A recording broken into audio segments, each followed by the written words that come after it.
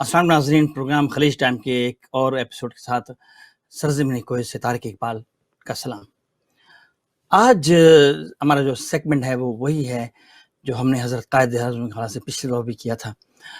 इस बार हम थोड़ा-सा मुख्तलिफ हमारा टॉपिक है और हमारे पास जो कतर से हैं हमारे मशाहिर पाकिस्तान हमारे जो दोस्त हैं वो आज इस प्रोग्राम का हिस्सा होंगे। और मीरे कारवां है मोहम्मद अली जिन्ना, इत्तेहाद, ईमान और तंज़ीम की क्या पहले से ज़्यादा हमें ज़रूरत है, इस सिलसिले में आज हमने डिस्कस करना है। तो इंशाअल्लाह एक अच्छी गुफ्तगू होगी और हमें यकीन है कि दुनिया भर में खलीज टाइम जो देखा जा रहा है वो आप लोगों को इस चीज़ का इदराक हो जाएगा कि यहाँ के जो हमारे पाकिस्तानी ओवरसीज़ पाकिस्तानी हैं वो यकीनी तौर पर उनका इल्म, उनकी नॉलेज और वो पाकिस्तान कायद-ए-आज़म से प्यार करने वाले लोग हैं। मीरे कारवां है मोहम्मद अली जिन्ना एक ऐसी हमाजत शख्सियत हैं जिन्होंने बहुत महदूद वक्त में न सिर्फ दुनिया के नक्शे पर एक नया मुल्क उभारा बल्कि एक नई कौम की तश्कील दी। जुल्म की चक्की में पिसते मुसलमानों के लिए एक जोग्राफियाई खित्ते का हसूल मुमकिन बनाए, जहां आज हम आज़ाद होकर आज़ादी का सांस लेकर चल रहे हैं। तो नाज़रीन, अब सिलसिले को जारी रखते हैं और मुझे यकीन है कि इंशाअल्लाह हमारे जो पार्टिसिपेंट हैं वो अपनी गुफ्तगू अपना उस अंदाज से करेंगे। मैं इससे पहले कि अपने दोस्तों से आपका तारुफ कराऊँ, उनसे बातचीत करूँ, उनसे कुछ सवालात करूँ कायद अलरहमा के हवाले से। कायद-ए-आज़म की एक नायाब ऑडियो है जो बहुत खूबसूरत है और जिसमें आपको पता लगेगा कि उनकी सोच, उनका अंदाज़ बानी पाकिस्तान का क्या था। आइए वो ऑडियो देखते हैं। जी। If we take our inspiration and guidance from the Holy Quran, the final victory, I once again say, will be ours. Do not for a moment imagine that your enemies can ever succeed in their design, but at the same time do not make light of the situation, very grave and dangerous situation which is facing you. Do not be overwhelmed by the enormity of the task. You are made of sterling material and are second to none. Why should you also cross the sea like many others, like our own forefathers? You are a nation whose history is replete with people of wonderful great character and heroism. Live up to your tradition and add to another chapter of glory. All I require of you now is that every one of us whom this message reaches must vow to himself and be prepared sacrifices all if necessary. Building up Pakistan as a bulwark of Islam and as one of the greatest nations whose ideal is peace within and peace without. Pakistan! Keep up your morale. Do not be afraid of death. Our religion teaches us to be always prepared for death. We face it bravely. Save the honor of Pakistan and Islam.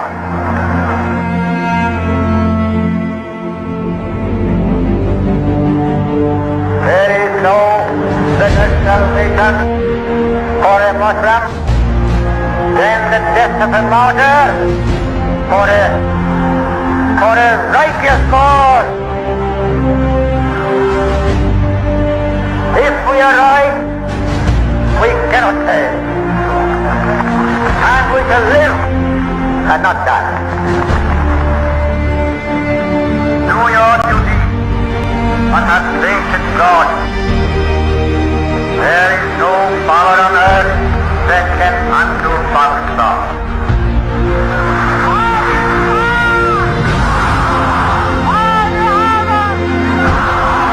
Pakistan Zindabad. Pakistan. Pakistan. Pakistan.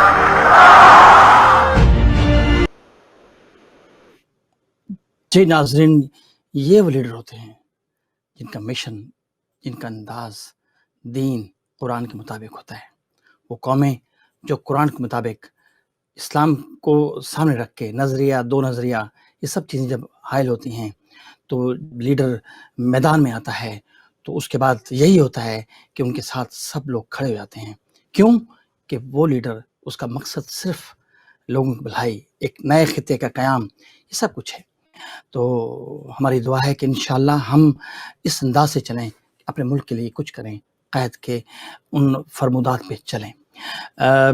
इस वक्त हमारे जो participant हैं मैं उनका आपको सब तारुफ करा देता हूँ। हमारे दरमियान इस वक्त मौजूद हैं जनाब ज़ियाउर रहमान साहब।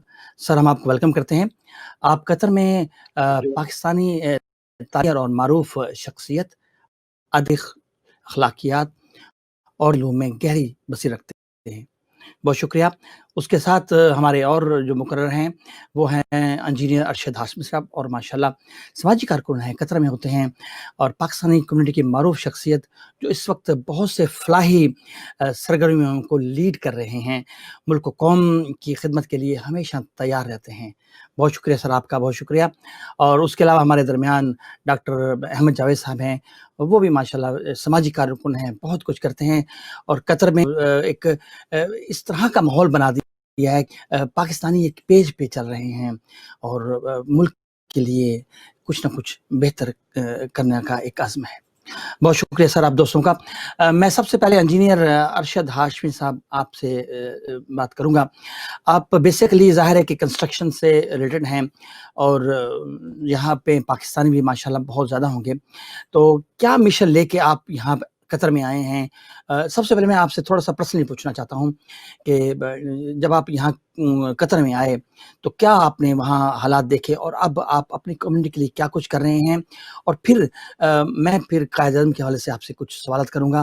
पहले कुछ अपने बारे में तो बताएं। सबसे पहले तो बहुत बहुत शुक्रिया कि आपने हमें काबिल समझा और हमें आपने कतर कम्युनिटी से कनेक्ट किया।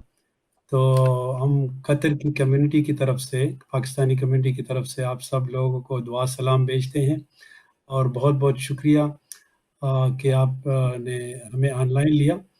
और अहमद जावेद साहब का भी बहुत शुक्रिया कि उन्होंने भी टाइम निकाला। तो बात यह है कि जब मैं पाकिस्तान से बाहर आया तो सबसे पहले तो मेरे जहन में ये था कि मुल्क के लिए कुछ करें। मुल्क में रह के भी आदमी बहुत कुछ कर सकता है, लेकिन मुल्क से दूर भी बहुत कुछ कर सकता है। वो जो है उसकी जो असर है वो बहुत ज़्यादा होता है।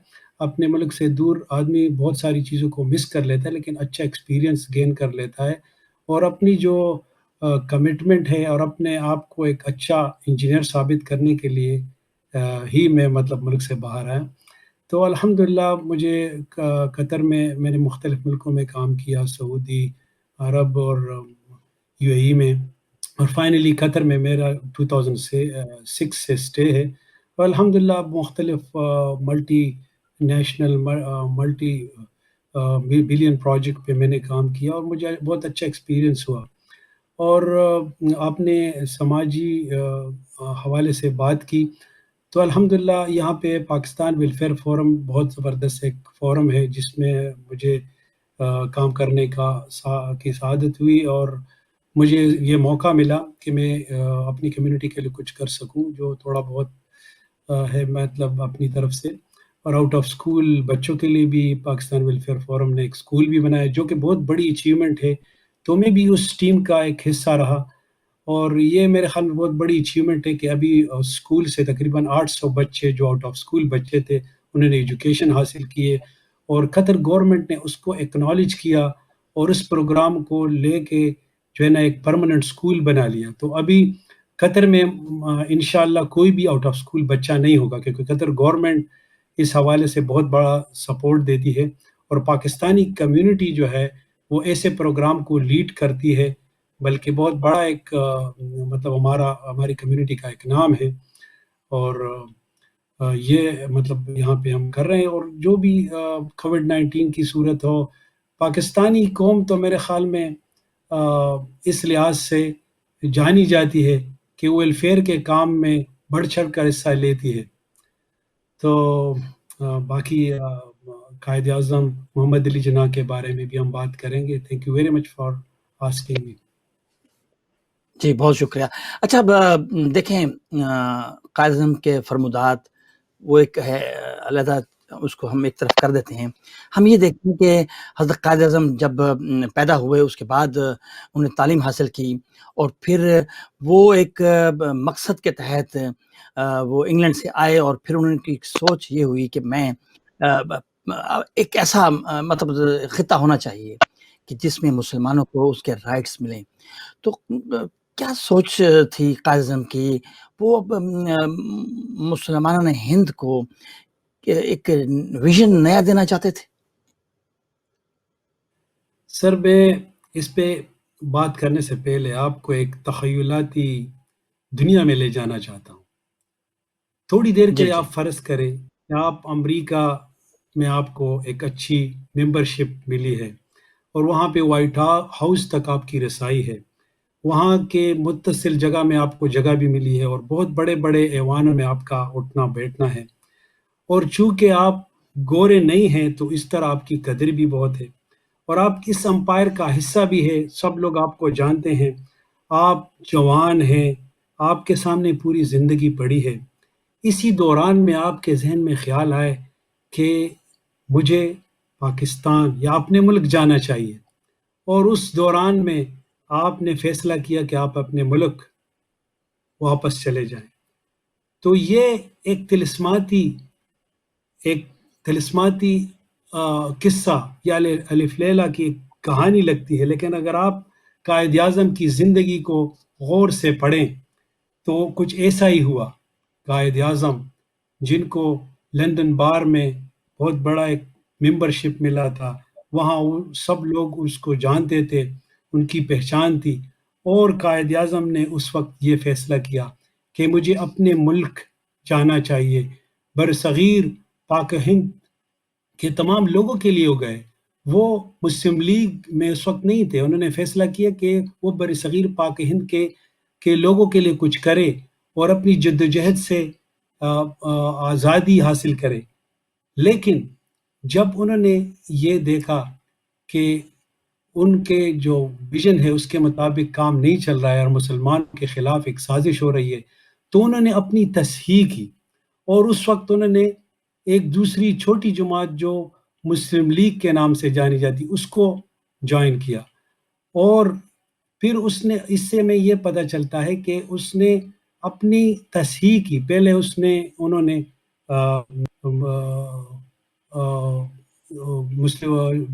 مسلم لیگ اس نے بعد میں جوائن کی اور کانگریس کے ممبر رہے، لیکن انہوں نے اپنی تصحیح کی اور ایک نئے ولولے کے ساتھ انہوں نے جو ہے نا کامیابی حاصل کی. اس نے مطلب جب یہ سچویشن رہی تو اپنی ذات کی قربانی انہوں نے دی. آپ دیکھیں کہ وہ اپنی کامیابی کے بڑے بڑے کام حاصل کر سکتے، لیکن انہوں نے ایسا نہیں کیا. آج اگر ہم دیکھیں تو ہم باہر جو بیٹھے ہیں تو اپنی اپنی مجبوریوں کی وجہ سے اور یہاں پہ بیٹھے، لیکن اگر وہ پاکستان میں جا کے اپنے ملک کے کام آئے تو انہوں نے اپنی ذاتی جو ان کے مفادات تھے اس کو بالائے تک رکھ کے انہوں نے ملک و قوم کے لیے بہت کچھ کیا، اور انہوں نے ایک آزاد وطن کے لیے جدوجہد کی. اور اگر آپ ویژن کو دیکھیں، ان کی جو ویژن ہے تو اس کی ان کے ایک تو ان کی جو قائدانہ صلاحیت تھی، اس میں سب سے پہلے جو ہے نا ان کی ویژن تھی. ویژن ایک ایسی چیز ہے کہ ایک جو لیڈر ہے وہ کہاں تک دیکھ سکتا ہے، وہ صرف پریزنٹ کو دیکھتا ہے یا 50-60 سال کی سوچ رکھتا ہے. تو ویژن بہت ضروری ہے. دوسری ویژن میں یہ ہے کہ اس ویژن پہ اس کا پکا یقین ہو، اور اگر اس کو لگے کہ وہ اس ویژن کو حاصل کرنے کے لیے کوئی دوسرا راستہ اختیار کرے تو دوسرا راستہ بھی وہ اختیار کرتا ہے. اگر ان کو اس وقت جگہ کانگریس سے اس کو وہی چیز نہیں مل سکی تو انہوں نے اپنے مختلف طریقوں سے جو ہے نا دوسرے مسلم لیگ میں آ کے انہوں نے جو ہے نا اپنا لوہا منوایا، اور انہوں نے ثابت کیا کہ ایک علیحدہ ریاست ممکن ہے. انہوں نے کسی بھی جو ہمارے جو لیڈر ہے آج کل کے، تو وہ اپنے مفادات کو پہلے رکھتے ہیں، لیکن انہوں نے اپنے آپ کو نہیں دیکھا بلکہ ملک و قوم کے لیے بہت کچھ کیا. صحیح ہے، بالکل بالکل آپ کا پوائنٹ آ گیا، بہت اچھا لگا.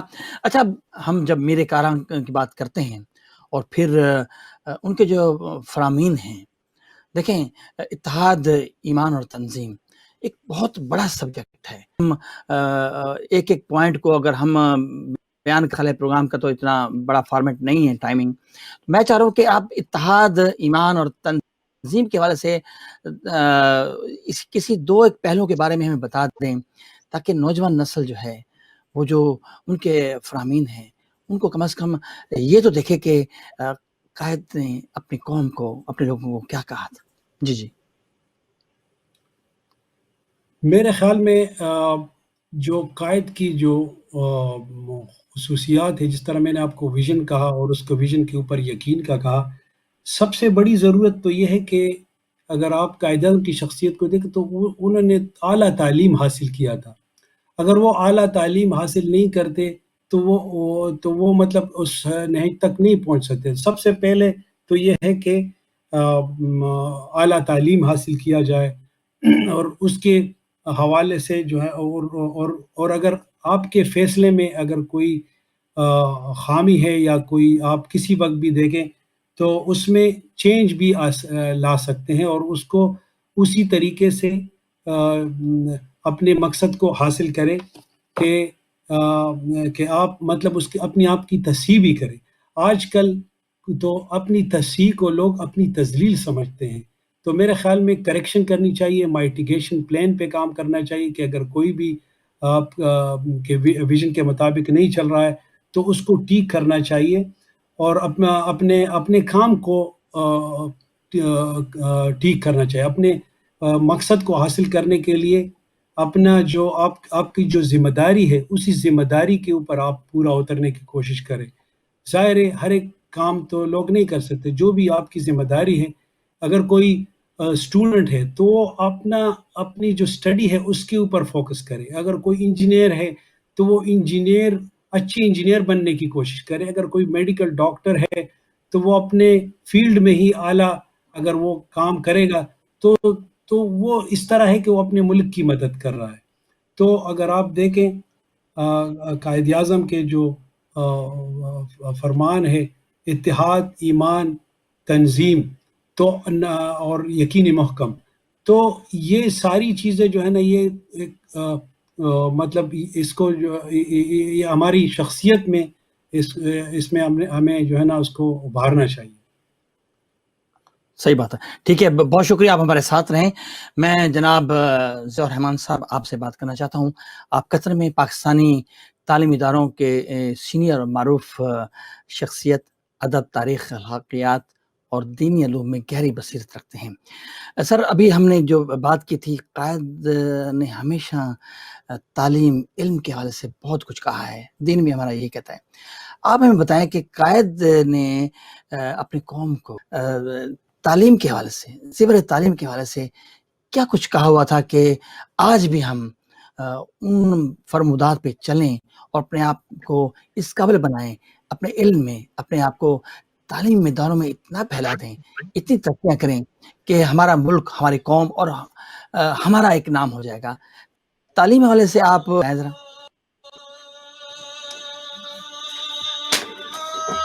جی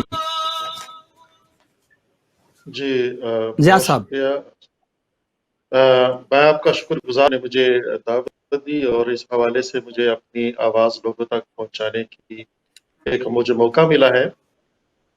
اس میں کوئی شک نہیں کہ قائد اعظم محمد علی جناح نہ صرف ایک مملکت کی تخلیق کا اعزاز بلکہ ایک قوم کو عالمی سطح پر وجود میں لانے کا ایک بہت بڑا ثابت ہوئے. اب بے شک، ظاہر ہے جب انہوں نے ایک قوم کھڑی کی ہے تو جس طرح باپ یہ چاہتا ہے کہ میری اولاد نسل در نسل ترقی کرتی رہے اور پھلتی پھولتی رہے، پروان چڑھے اور اپنے آباء و اجداد کا نام روشن کرے، اسی نسبت سے قائد اعظم محمد علی جناح کی بھی فطری طور پر یہی خواہش تھی کہ ہم نے بے انتہا جدوجہد اور قربانیوں کے بعد یہ جو ملک حاصل کیا ہے، ہم اس کو ایسی نسل کے حوالے کر کے جائیں جو اس کو سنبھالنے کا حق پورا کرے، نہ صرف اس کو مضبوط بنائے بلکہ اقوام عالم میں اس کو ایک ایسی سلطنت کے طور پر لائے جو ایک نمونہ ہو اسلامی سلطنت کا. ابھی اشمی صاحب نے ایک بات کی ہے ویژن کے حوالے سے، تو میرے سامنے قائد اعظم کا ایک فرمان سامنے آیا ہے. وہ کہتے ہیں ایک ایسی مملکت کی تعمیر کر رہے ہیں جو پوری اسلامی دنیا کی تقدیر بدل سکتی ہے.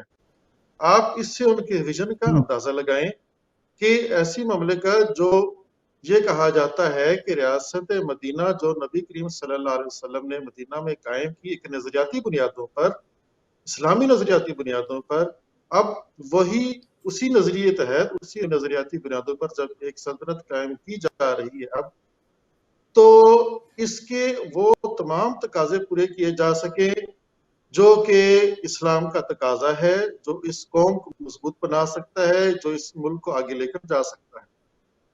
چنانچہ انہوں نے اس سلسلے میں تعلیم اور طلباء ان پر اپنی توجہ دی، اور یہ طلباء کو اعزاز حاصل ہے کہ جب بھی کوئی وفد قائد اعظم سے ملنے کی خواہش ظاہر کرتا، قائد اعظم نے فوراً ان کو ملنے کا موقع دیا، ان سے بات کی اور ان سے بہت مل کر خوش ہوتے، اور ان کی ہر تقریب میں ان کے لیے بہترین نصیحتیں اور مشورے شامل ہوتے تھے. انہوں نے یہ ایک بار کہا کہ نوجوان طلباء میرے قابل اعتماد کارکن ہیں. تحریک پاکستان میں انہوں نے ناقابل فراموش خدمات سر انجام دی ہیں. طلباء نے اپنے بے پناہ جوش اور ولولے سے قوم کی تقدیر بدل ڈالی ہے. یہ اس میں کوئی شک نہیں، کسی قوم کے نوجوان اس قوم کا سرمایہ ہوتے ہیں.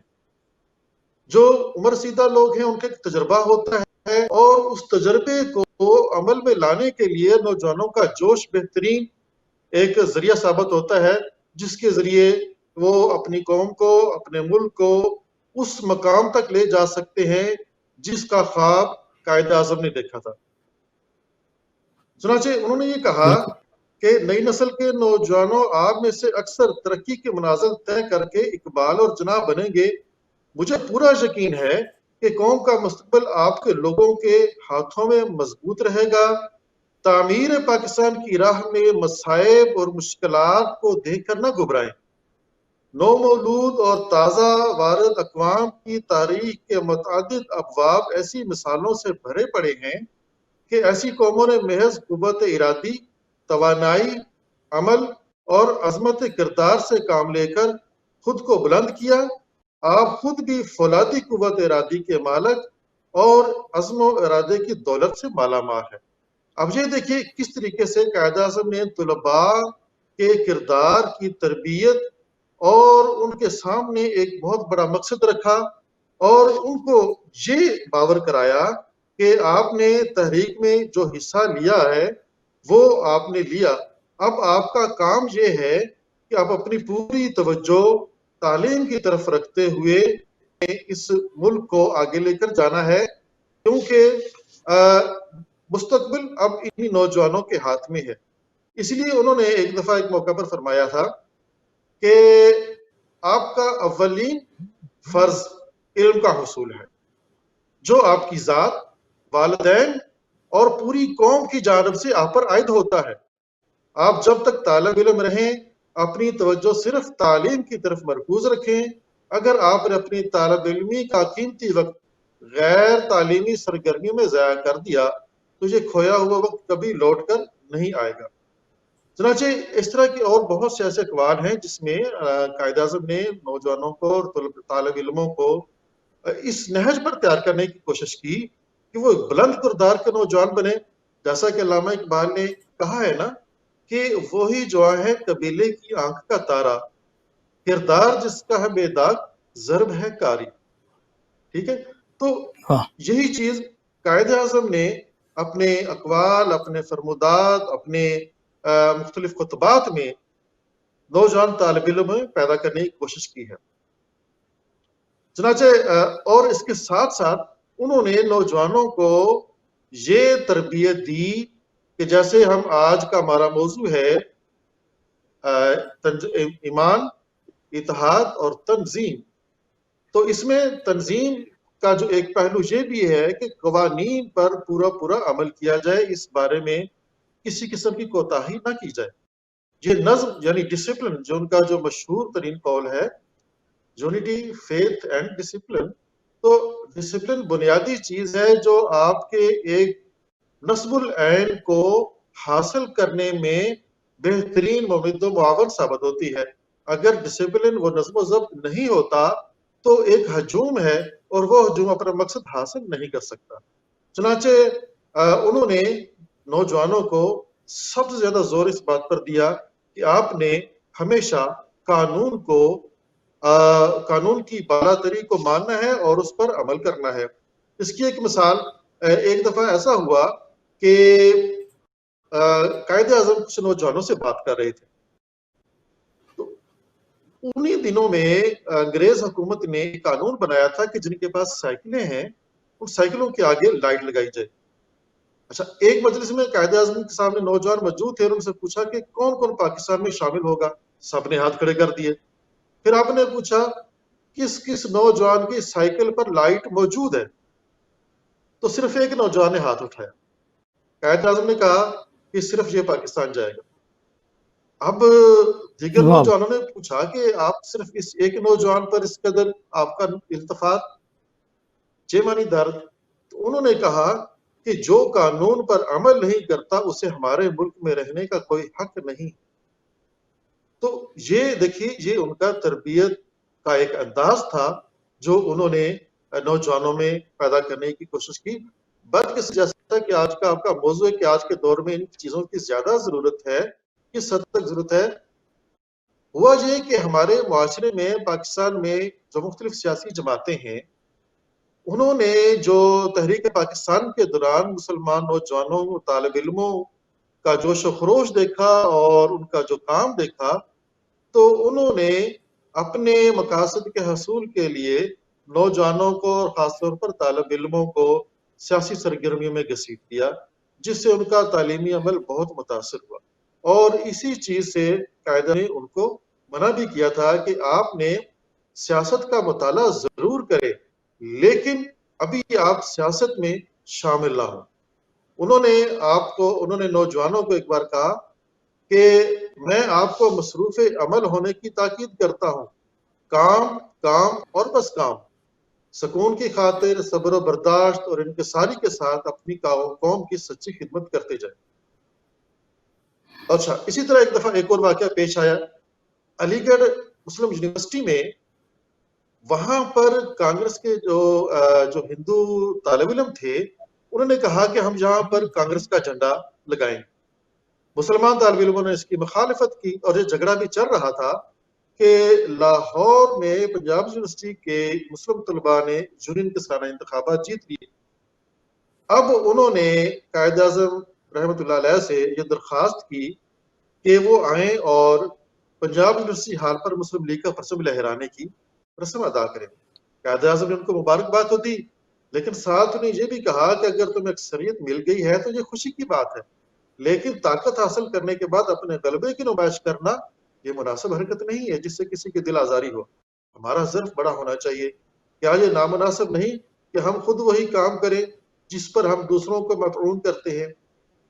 कहने का मकसद है कि उन्होंने इस चीज को मद्देनजर रखा कि पाकिस्तान तालीम के मैदान में अब पूरी तरह तवज्जो देते हुए अगली नस्लों को तैयार करे, क्योंकि इससे पहले जो तालीम का सिलसिला जारी था, उन्होंने कुल पाकिस्तान तालीमी कॉन्फ्रेंस में कहा था, एक पैगाम दिया, मुझे अफसोस से कहना पड़ता है कि एक सदी तक गैर मुल्की हुकूमत के तहत हालात ऐसे थे कि तालीम की तरफ मुनासिब तवज्जो ना दी जा सके।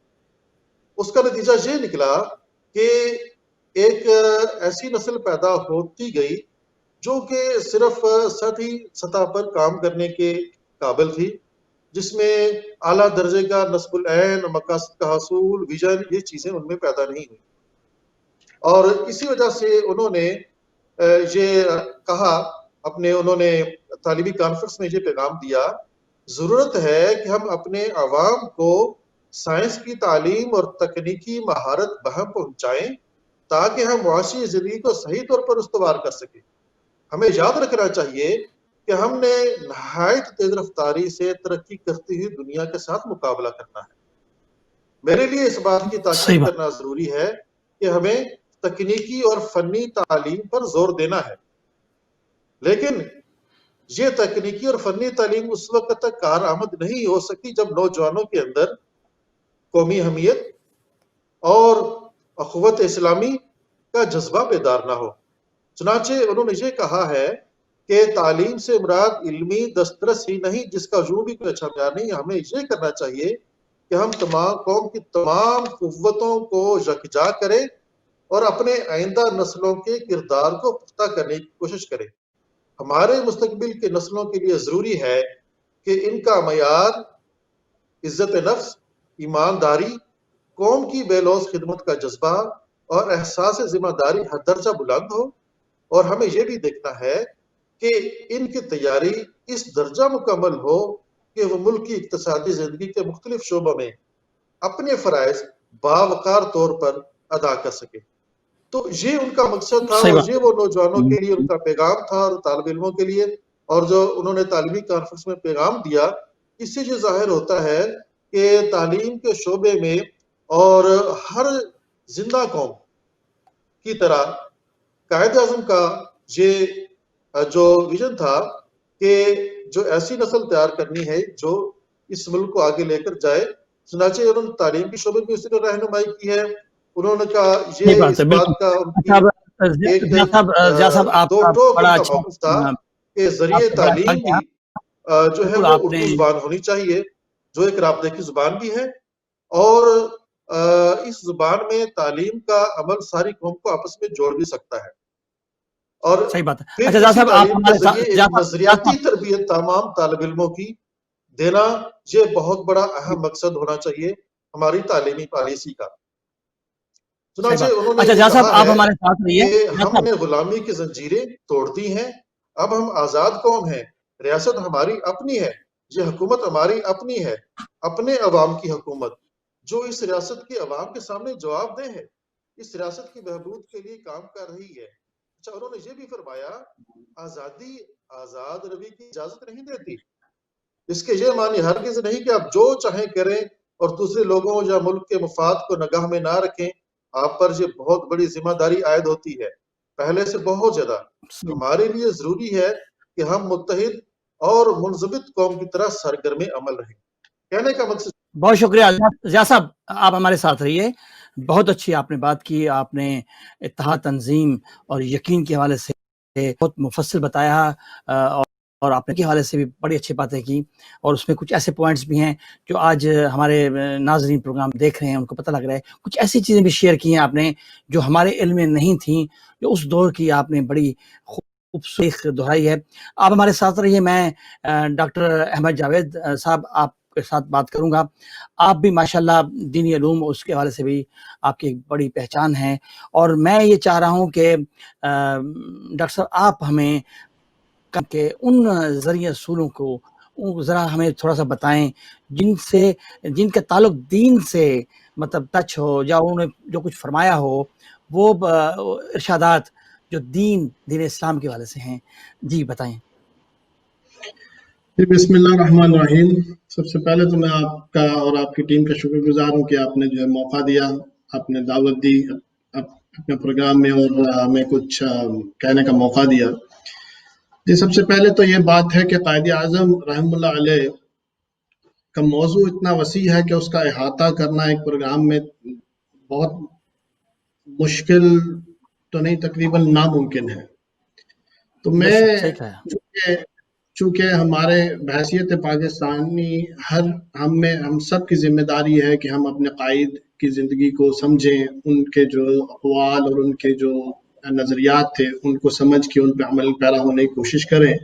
تو اس حوالے سے میں حال ہی میں کچھ مزید جو ہے وہ ریسرچ کر رہا تھا, تو میں نے ان کی جو ہے تقاریر کا مجموعہ جب نکالا تو ایک بہت ہی اہم پہلو کی طرف جو ہے وہ میری توجہ گئی. وہ یہ تھی کہ ہمارے عام معاشرے میں ایک بہت عام غلط فہمی سی جو ہے وہ پھیلی معلوم ہوتی ہے, جس کا میں ازالہ کرنا جو ہے وہ ضروری سمجھتا ہوں. وہ یہ کہ قائد اعظم رحمہ اللہ علیہ کی جو ہے وہ ہماری اکثریت یہ سمجھتی ہے کہ وہ بہت ماڈرن سٹائل کے تھے اور وہ دین سے ذرا دور تھے وغیرہ وغیرہ. ایسی جو ہے وہ ایسی باتیں یا ایسی تصویر جو ہے ان کے ذہن میں بیٹھ چکی ہے جو کہ جس کا حقائق کے ساتھ کوئی جو ہے وہ لینا دینا نہیں. آپ اس کے حوالے سے میں آپ کے سامنے جو ہے وہ چند قائد اعظم رحمہ اللہ علیہ کے جو ہے وہ چند فرمودات یا اقوال جو ہے میں آپ کے سامنے رکھتا ہوں. اس سے ہمیں اندازہ ہوگا کہ ان کی اکثریت جو تقاریر کا مجموعہ جو ہے وہ ترجمانی کرتا ہے کہ ان کی فکر کے حوالے سے, ان کی سوچ کے حوالے سے, ان کی اسٹریٹجی کے حوالے سے اور یقیناً ان کے نظریات کے حوالے سے, جو کہ جس کی بنا پر انہوں نے عملی اقدام کیے اور ہمیں جو ہے وہ ایک آزاد ریاست کے قیام کا جو ہے وہ جو اللہ سبحانہ تعالیٰ نے ہمیں جو ہے اس کی کامیابی دی, ایک آزاد ریاست کی شکل, سلطنت پاکستان کی شکل. اب ایک موقع پر قائد اعظم رحمہ اللہ علیہ نے فرمایا کہ اسلام کے خدمتگار کے طور پر آگے بڑھو اور لوگوں کو معاشی اور سماجی طور پر اکٹھا کرو. تعلیم اور سیاست کے میدان میں بھی تو تم ایک ایسی طاقت بن کے ابھرو گے جس کو پوری دنیا تسلیم کرنے پر مجبور ہو جائے گی. تب ان کے ایسے بے تحاشا ایسے تقاریر میں ایسے اقوال ہیں جن میں جو ہے وہ صرف اور صرف دین, قرآن اور اسلام کے حوالے آتے ہیں. اور اس کی جو ہے مزید آگے اگر چلیں تو ان کا ایک اور جگہ پہ فرمان ہے کہ آپ لوگ اپنی سرزمین پر اسلامی جمہوریت اور اس کی عدل و انصاف کے خود محافظ ہیں. آپ خود یہاں سے اندازہ لگا لیجئے کہ ان کی ایون حتیٰ کہ جو پوری قوم کو جو نصیحتیں ہیں جو انہوں نے اپنی تقاریر میں کی ہیں, اس کے پیچھے ساری فکر جو ہے وہ دین کی اور قرآن سے اخذ کی ہوئی ہے. اور بالخصوص ایسے واقعات میں جہاں پر ہم جو ہے وہ ایک عام مسلمان کو خود یہ سوچنا چاہیے کہ بحیثیت مسلمان ہماری اولین ذمہ داری کیا ہے ملک و قوم کی طرف.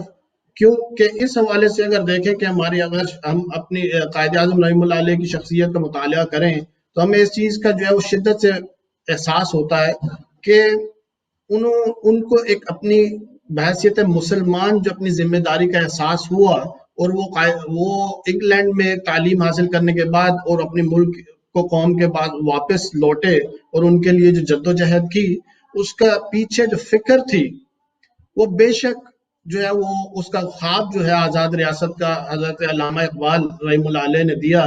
لیکن آپ یہاں سے اندازہ کیجئے کہ ایک فلسفر جو ہے وہ ایک اچھا پلانر تو ہو سکتا ہے, لیکن عملی میدان کے اندر جو صلاحیتیں, جو قائدانہ صلاحیتیں جو درکار تھیں, وہ نہ صرف قائد اعظم رحمہ اللہ علیہ کی شخصیت کے اندر جو ہے وہ कूट कूट के भरी हुई थी वो कायदाना सलाहियतें, बल्कि उनकी फिक्र, उनकी planning, he was a statesman, he was a lawyer, वो खुद पेशे से वकील थे और दुनिया की बेहतरीन यूनिवर्सिटी से तालीम याफ्ता थे, और दीन की इतनी फहम रखना जिससे आप यहाँ से अंदाजा कर लीजिए कि उनका एक मौके पर कौल है कि वो फरमाते हैं कि मुझसे पाकिस्तान बनने से पहले ये पूछा जाता था कि अगर पाकिस्तान बन गया तो उसका दस्तूर क्या होगा, तो उसके जवाब में कायद आज़म रहमतुल्लाह अलैह ने फरमाया कि उसका दस्तूर बनाने की क्या जरूरत है, हमें तो हमारे पास वो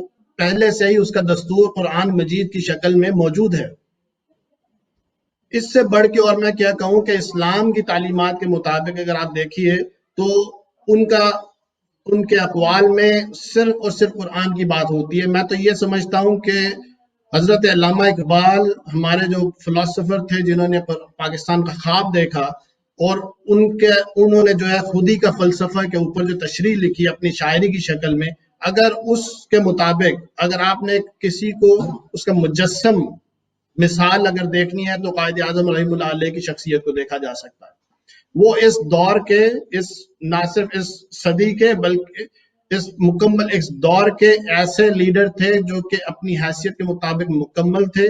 उनकी शख्सियत में ना सिर्फ एक मुकम्मल मैच्योर मुसलमान मोमिन लीडर की हैसियत से जो फिक्र थी उनकी, और मौजूदा हालात के चैलेंजेस को सामने रखते हुए एक जो मॉडर्निज्म, जो वेस्ट या मगरिब की तरफ से हमें जो चैलेंजेस का सामना है कि हमारे जो मुसलमान जो है वो उस दौर में वो अंग्रेजी सीखना नहीं चाहते थे, वो ये समझते थे कि कुफार का हमला है।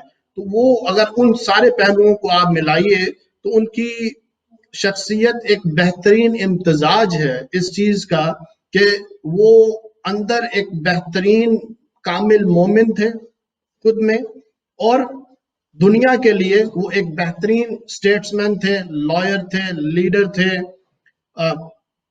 हर तरह से आप जो है वो किसी हवाले से भी उनको देख ले, वो बेहतरीन गवर्नर जनरल थे। वो यहाँ से भी आप अंदाजा कर लीजिए कि उनका डिसिप्लिन के हवाले से कितना सख्ती थी कि जब एक मीटिंग में उनको जो है वो दूसरे जो मिनिस्टर्स ने जो है वो चाय की जो तलब की, तो उनका जवाब क्या था, उन्हें क्या था कि अगर यहाँ पे आकर किसी ने अगर चाय पीने तो चाय तो घर से पी के आइए। तो यहाँ से अंदाजा होता है कि उनकी जो है फिक्र बिल्कुल दीन के मुताबिक थी, और इसी वजह से, और यही बुनियाद है दो कौमी नजरिए की।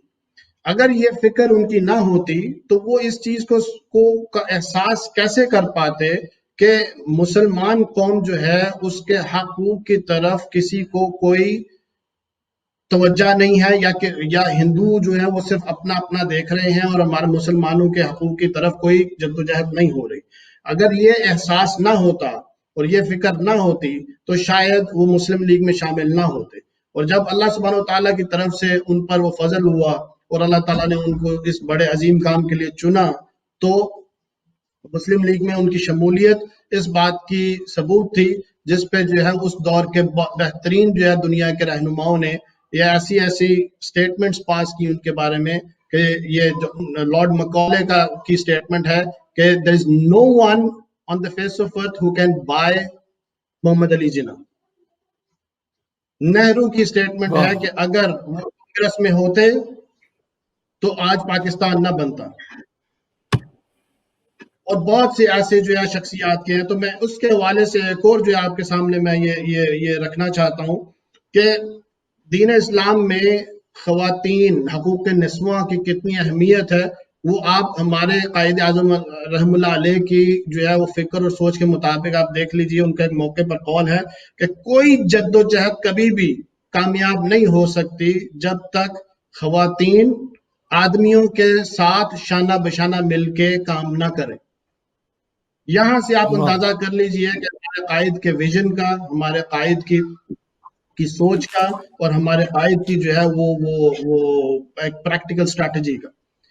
उससे आगे चलते हैं तो मैं अगर आपको एक वाकया आपके सामने रखूं अपनी बात को जो मुकम्मल करने के लिए, वो यह है कि उनके जो आखिरी चंद میں جب بہت شدید علالت کے دن چل رہے تھے تو ان اسپیشل جو ڈاکٹرز کو مدعو کیا گیا تھا، جس میں ڈاکٹر ریاض علی شاہ صاحب تھے جو کہ ٹی بی کے اسپیشلسٹ تھے، انہوں نے آ کے ایک نئی دوا جو ہے وہ ان کو دی تاکہ وہ جو ہے اس کا رزلٹ دیکھ سکیں، کیونکہ ان کو بہتری آ نہیں رہی تھی. وہ اتنے کمزور ہو چکے تھے کہ وہ تھوڑی سی جب بات کرتے تھے تو ہانپنا شروع کر دیتے.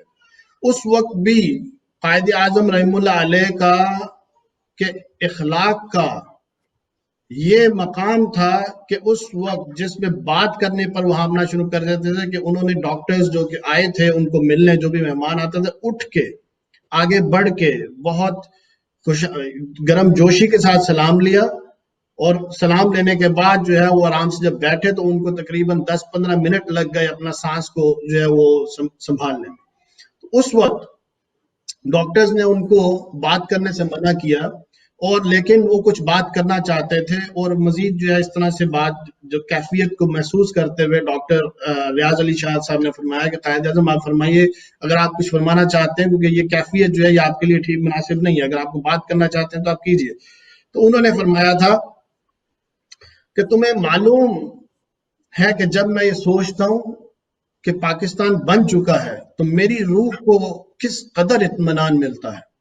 یہ ایک مشکل کام تھا اور اسے میں اکیلا نہیں کر سکتا تھا. یقیناً میرا ایمان ہے کہ یہ رسول اللہ صلی اللہ علیہ وآلہ وسلم کا روحانی فیض ہے جو پاکستان وجود میں آیا، اور اسی کو آپ اسی حوالے سے دیکھ لیجئے کہ اسی بات کی حضور قائد اعظم رحم اللہ علیہ کے اس بات کی جو اصل دلیل اگر میں طور پہ پیش کروں تو یہ دلیل اس سے بڑھ کے اور کیا ہوگی کہ قائد اعظم پاکستان جو ہے وہ 27 رمضان کی شب جو لیلۃ القدر ہے تب معرض وجود میں آئے. صحیح بات ہے، بالکل تو بالکل. پاکستان اصل میں ایک نظریہ ہے، ایک نظریے کا نام ہے، یہ آزادی نہیں ہے، یہ ایک زمین کا ٹکڑا نہیں ہے. اور میں اسی بات اپنی جو ہے وہ آخری ختم کرتے ہوئے یہ بات میں اپنے ناظرین کے سامنے رکھنا چاہتا ہوں کہ پاکستان کے موجودہ حالات کو اگر دیکھیے تو ہماری جو کشمیر جو ہماری شہ رگ ہے، ہماری کشمیر پاکستان کے لیے جو تحریک آزادی کا ایک نامکمل قدم ہے. کشمیر پاکستان ایک زمین کا ٹکڑا نہیں ہے، یہ پاکستان کا حصہ ہے اور انشاءاللہ شامل ہو کے رہے گا. اور یہ ایک زمین کے ٹکڑے کے لیے جنگ نہیں ہے، یہ ہمارے دین کی، ہمارے دو قومی نظریے کی، ہماری آئیڈیالوجی کی، جو ہماری قوم کی اساس ہے، اس کی جنگ ہے. اور یہ زبردست ہم نے ماشاء اللہ. سب کوئی پاکستانی جو ہے وہ اچھا پاکستانی نہیں بن سکتا اگر وہ بہترین مسلمان نہ ہو. تو میں تمام میرے قوم کے بہن بھائیوں سے درخواست ہے کہ دین کا اصل فہم حاصل کیجئے، قرآن کا فہم حاصل کیجئے، اس پہ عمل کرنے کی کوشش کیجئے. یہی ہماری اصل اساس ہے، یہی ہماری پہچان ہے. بہت شکریہ ڈاکٹر احمد جاوید صاحب، آپ نے بڑی اچھی باتیں کی. آپ نے حضرت قائد اعظم کے حوالے سے جو آپ نے ان کے فرمودات تھے جو قرآن کی وہ آپ نے بڑے اچھے انداز سے پیش کیے. اور ہمیں خوشی ہوتی ہے کہ ہمارے جو مشاہیر پاکستان ہیں، آپ جیسے لوگ جو قطر میں موجود ہیں، بڑی ایک ویژن سوچ رکھتے ہیں ملک کے لیے، پاکستان کے لیے، قائد اعظم کے لیے، علامہ اقبال رحمۃ اللہ علیہ کے لیے. میں چونکہ پروگرام کا وقت بس اپنے اختتام کو ہے، لیکن میں پھر بھی اپنا اشرف صاحب آپ سے یہ پوچھوں گا، آپ اوورسیز پاکستانی ہیں اور کافی عرصے سے یہاں مقیم ہیں. ہماری جو نوجوان نسل ہے خاص طور پر وہاں اس طرح کے سیمینار پروگرام ہونے چاہیے. پاکستان میں بھی خیر ہوتے ہیں، تو یہاں اس چیز کی ضرورت ہے تاکہ ہمارے بچوں کو پتہ لگے کہ پاکستان کتنی قربانیوں سے بنا ہے، اور ہم اس کو مزید آگے بڑھائیں. اور اس طرح کی چیزیں دائرہ غیر میں، خاص طور پر قطر میں اس طرح کے پروگرامز وغیرہ پلان ہوتے ہیں، یا آپ نے کچھ سوچا ہے کہ ہم ایسا پروگرام کریں گے، کیونکہ آپ سماجی کارکن بھی ہیں؟ جی بہت شکریہ.